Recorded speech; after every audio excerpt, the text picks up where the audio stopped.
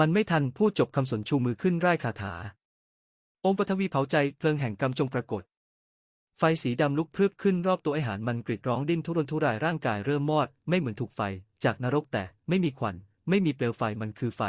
ที่ไม่จากข้างในไฟของความจริงและเวรกรรมพ่อข้าไม่สู้ข้าเห็นมันกับตาแต่เองก็ยังฆ่าเขาไอหานสุดลงทั้งน้ำตาปากพึมพำสารภาพเสียงเบาข้าแค่หิวโหยลูกข้าป่วยข้าจำเป็น